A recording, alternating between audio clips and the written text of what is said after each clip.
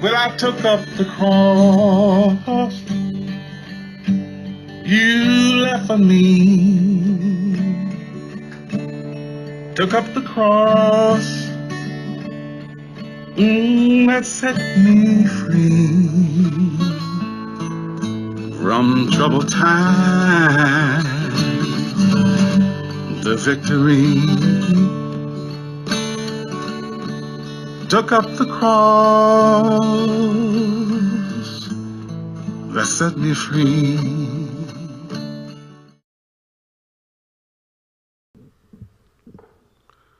I'm better when I'm sitting down. It brings up something, and with prayer, and when I was 39 years old, I contracted mycoplasma pneumonia, and got to the doctors, got on very strong antibiotics immediately, and a week later, I was talking to my wife today, and I said, you know, the only thing that hasn't happened to me is breakout in boils. And there they were, they came out, and I could no longer walk because, unbeknownst to me, the disease had destroyed my inner ear, and I still, to this day, I have no balance system. So I'm kind of cute or fun to walk, but I'm better in a setting like this to take a chair, you know. But in that time, I know the doctor told Sue-Ann that this is going to go one way or the other really fast. And I remember I got a call from Hamilton, and we prayed together over the phone. And I had a vision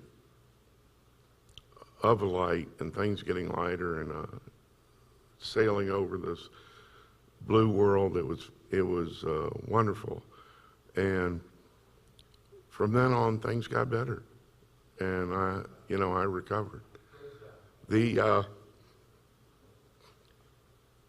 thing we want to thank you for so much is your prayers. Prayers absolutely do work. They do get answered, but it's according to God's plan, not our plan. So sometimes God does the right thing, but it's not the right thing in your eyes, or what you thought was what you were praying for. But he listens, and it absolutely happens. I'm not here today to talk specifically about that, but I could tell you numbers of instances of people that have been saved, that have been cured, that have had amazing things happen in their lives where nothing else could possibly explain it except prayer. You know, that were miracles, and we're here today to talk about miracles a little bit. The other thing I will tell you is that along with that vision, I've had other visions on the big drugs coming out of the coma. I had plenty of hallucinations too, but they're a different thing altogether. But you know, every other time I've been in this church and speaking on a microphone up here, unfortunately we were burying someone. I was thinking about that from the family, including our oldest daughter. But the day that we buried her body in the old, some of the Forman plots in the old cemetery off 84, I went back to the bedroom and was so tired, so exhausted, so sad, closed my eyes, and was transported to be with her. And I got up and I said, you know, I better write this down because this is so out of sync from what anybody would think you were doing, because I've never been happier in my life. It was unbelievable.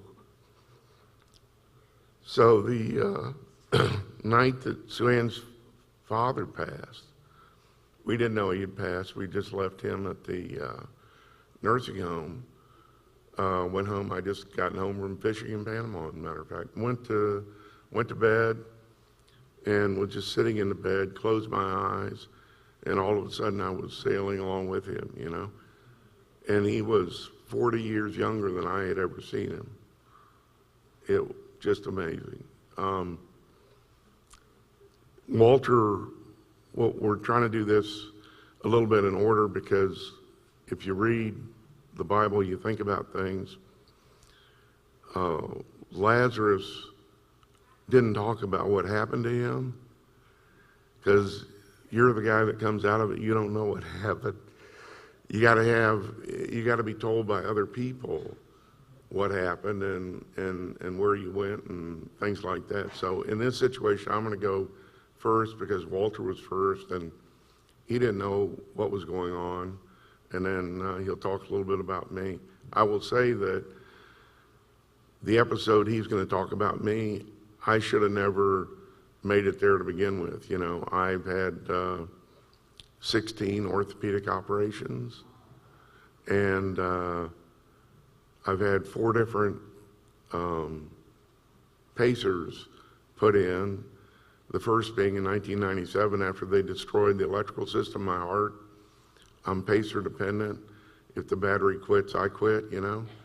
And you live with that, and it takes a while to get used to, but you start not taking things for granted and thinking about stuff, and thought a lot about religion and read the Bible, spent a lot of time with Paul and his writings. And, you know, it really comes down to the point I think Walter and I would like to make today. We hope the Spirit's here with us, through us to get to you, is that almost all of us are not good enough to get to heaven on our own. You know, God took people up, you know, Enoch and others. But, you know, maybe, as I said in the thing I wrote recently, maybe the Dalai Lama, maybe Mother Teresa, but not me, you know. No. The way I get there is through believing that Jesus is who he said he was and that he was resurrected. And that if you don't take anything else, you know, that's really the takeaway. And the other point I want to make is that in your life, you have the right to choose, but you don't have the right not to choose. Because by not choosing, you're making the choice. And so one way or another, fess up to the fact that you're making the choice and it's your right. And I hope that you will come down on the side that Walter and I have, our sister Beverly has. Our sister Sandy was a great one for her belief in Jesus, and we know she's saved. And actually, at her funeral, you know, you're sad, but I wasn't that sad because I, you know, had read Paul and others, and he talked about getting to the third heaven and how wonderful it was. I had visions myself, and I knew that Sandy was saved because of that belief. So you want to get there. Walter, if anybody knows anything about Walter, he's probably the closest to Mother Teresa of any of us. And the things he's done, the people he's helped, and giving, and always doing it over and over again. And so I got a call on Christmas, right at Christmas, 2 years ago, 3 years ago. And what's important, Eric said, you know, Walter just had a heart attack. Well, where is he now? He's in operating. They're going to put in some stents. Is he okay? Yeah, you know, so forth. And so then we thought, well, we're 300 miles away. probably the thing to do is pack up and we'll leave first thing early in the morning. Walter's going to be under anyhow. Then I got another call, said, you better come right now, that it's gone south. So we packed up and we went down there. And when I got there, from the time I got there until several days later, really, Walter was in a induced coma. But in talking to some of the people, got some of the facts out. And I'll just, sake of brevity, hit the high points. One, and it was only one of the times that his heart stopped. Because he was a doctor, they knew him, was a friend, all of those things. Instead of quitting trying to resuscitate him at 11, 12 minutes, which is the norm, they kept on. They kept on trying to resuscitate him for 20 minutes. No heartbeat, just absolute flat line. And then they gave up and quit. And a Jamaican nurse that was on the staff there with him just started praying.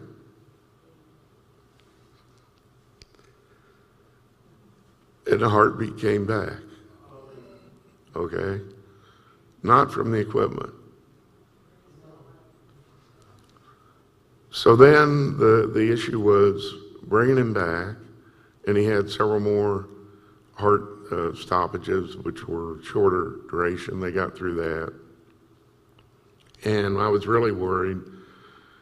I was going to be there with I wanted to be there when the neurologist got there. And this was about, I think, the fourth day. And what he was coming for was to do an EEG to see if Walter had any brain waves. Okay? They were hopeful that they could find brain waves. And that's what they told me the night before. And, after the no heartbeat for 20 minutes, there shouldn't have been any. And I understood that. And when I got there, the next morning, the neurologist had already been there and left. And I asked, I don't remember, it may have been, I think it was Jan, what did he find? He said, he didn't do the test. I said, he didn't do the test? He said, no. Because when he walked in the room, Walter was sitting up talking to him. He said,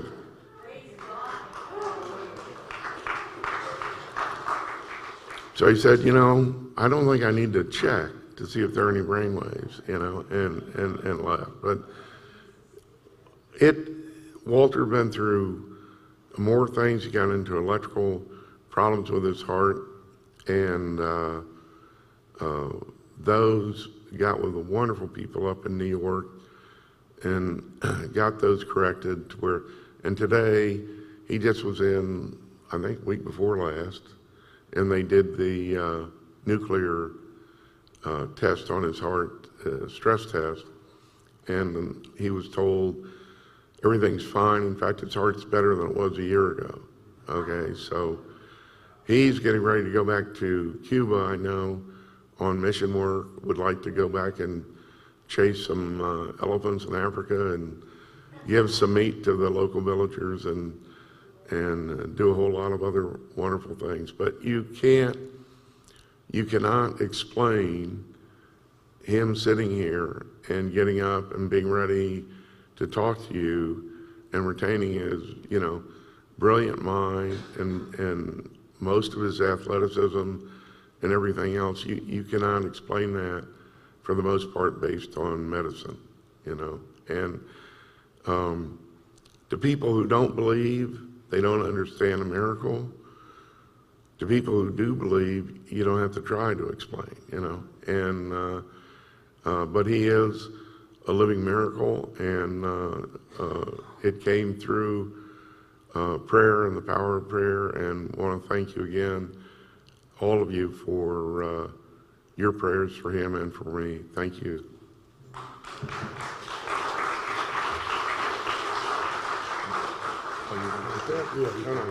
Oh, yeah. Well, can you hear me? Oh, yeah. I also would like to thank everybody here for the prayers. And think about that. What a disappointment. This is what you get out of your prayers. I mean, think of really, you were like expecting Brad Pitt or something. No, that's not happening. But anyway, we do thank you so much, and prayer does work. And if you ever think about it, really realize prayer works. And remember in Romans 8, 26, 27, God said it doesn't matter how you pray because the Holy Spirit's going to come in and help those prayers, you know. And then in Revelation 5, 8, this is really cool, I think. God takes those prayers, and what's he do with our prayers? He puts them in golden bowls in heaven. He's going to reuse them during tribulation. He recycles. I personally don't recycle, but he does. So, you know, so he recycles these prayers we give out, you know. So this is exciting stuff. And you can't pray wrong again because the Holy Spirit's going to take those prayers and get them up right. So thank you again for them. And they did work on both of us. And I'll tell you now about Charlie. First, I want to make one or two quick changes in how I see life, you know. And I see nobody gets to heaven without Christ, okay? And it's even worse than that. You know, we talk about sinners. I go around and ask people two questions. If you die today, would you go to heaven? And I've asked thousands of people, and you know what the answer is? There's been 3 people that said, one person said no, and 2 said, I don't think so. Everybody else said, yes, I'm going to heaven. And then the second question is the one you're really interested in. Well, why would God let you in heaven? And that's where this is where they're really right. 99.9% of the people say what? I'm a good person, I try hard, I don't do bad things. Hello? That's not the deal. Okay, and then we talk about sinners, but it's a lot worse than sinners. Because if you read the Bible, and you look at the Bible, it said the human heart is the worst thing. I mean, there's nothing good comes out of the human heart as it sits. In other words, I now have changed my tune. I don't talk to people about me and sinners. I talk about them. I'm a scumbag, and they're scumbags, you know? Because I think and they said, no, I'm not. Yes, you are. You, over the next 24 hours, you think about what you think about, what you do, what you don't do, what you said, what you should have said. You realize you're just like me, a scumbag. But it doesn't matter, because God trumps this. His love trumps all that, and accepting, just like we did the Easter. If you accept Christ as Lord and Savior, that's it, you know? And so I just want to throw that out before I tell you the story of Uncle Charlie. And maybe I'll sit down. I don't know if I can sit and talk. So this is a lot like my story. In other words, I get a call. It was like late November. I'm at home, and I think it was a Saturday night. I get a call about 9 o'clock. And it's from Charlie's son-in-law. Charlie's fallen down at the thing, in a long story, went over to the ER, and he has, they did a CAT scan, he has a small subdural, which is a small little bleed between the brain bone and the brain itself. And they said it's very small, they're just going to watch him overnight. And I'm a radiologist, I've seen 1 million of these, and what they do, they look at him and they take the person overnight, watch him, and then they send him home, and then a week later we redo him, just to make sure it didn't get bigger, okay? And it never does, you know what I mean? So I go back to bed, I'm thinking, well, I don't need to go down there. Does that sound familiar? Anyway, about 2 hours later, I get a call again. Come quickly, he's critical, he's in the OR. I go, what in the heck? So I go down there, and what's happened is there was a vein, a blood vessel in there that we learned later I talked to the neurosurgeon, had broken. And he's also on blood thinners, so now you got a big broken vein on blood thinners, and the thing's just bleeding, bleeding, bleeding. Now you got the outside brain skull, which is hard as a rock. His is extremely hard. And then you got the brain, which is soft, and then you get the blood between them, and what it does, it just pushes the brain. And I've seen a lot of these subdurals over 49 years of radiology, but I never saw one like his when I got to see it. It was, I wish I could show you a picture. It's unbelievable. And how he could live there, it just didn't seem possible, you know. Anyway, we sat down, and it didn't take too long to go in, and the neurosurgeon was a super nice guy, came out, told us We've taken off his skull. We put it in the refrigerator for 3 weeks. And, they took the whole bone right off and stuck it in the freezer. And then that's so we can, because he has so much pressure in there from the swelling and all, he had to let the brain seep out on its own. So he said, we're going to put him in intensive care. Obviously, he's intubated, and we'll watch him and all that. And that's how it went. And then that's how it was for 7 days. He was on, intubated, just out, and every day you'd see him, nothing. But the best part of it, I don't make them make fun of it, but they had to shave his head to take the big skull bone off.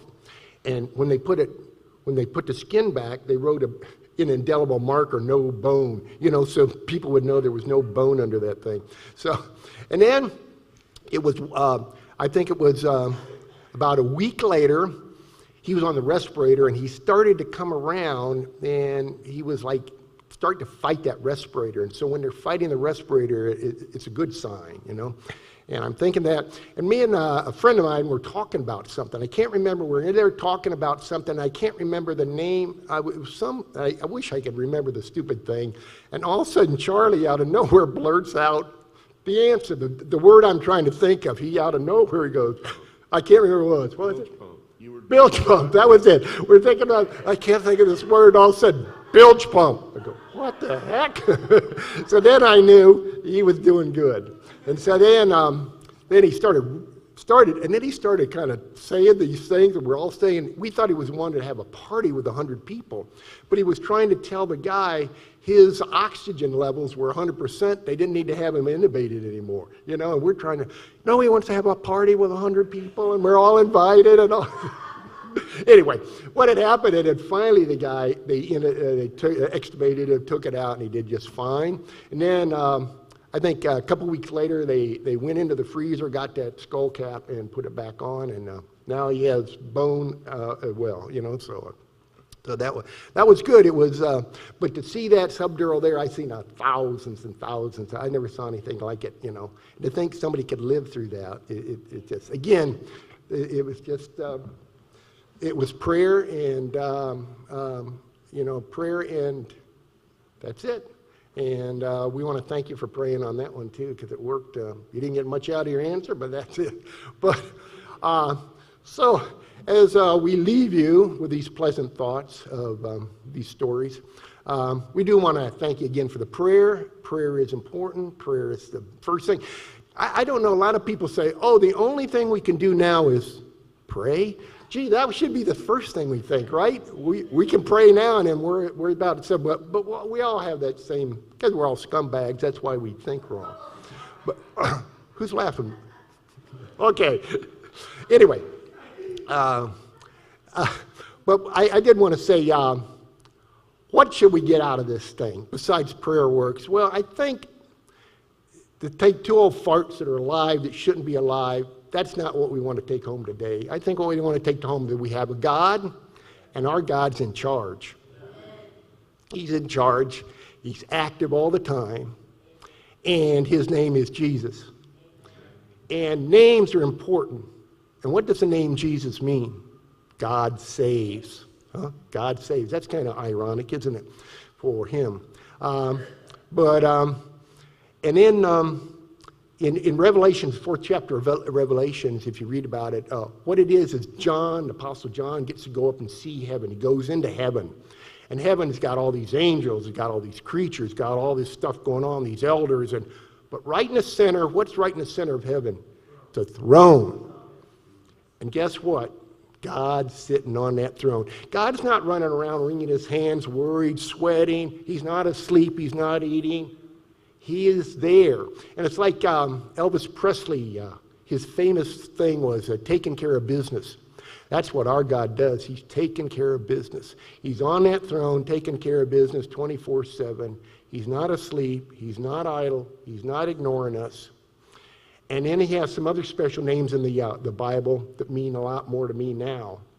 Like we just had Easter, but at Christmas we remember the name Emmanuel. Emmanuel. What's Emmanuel mean?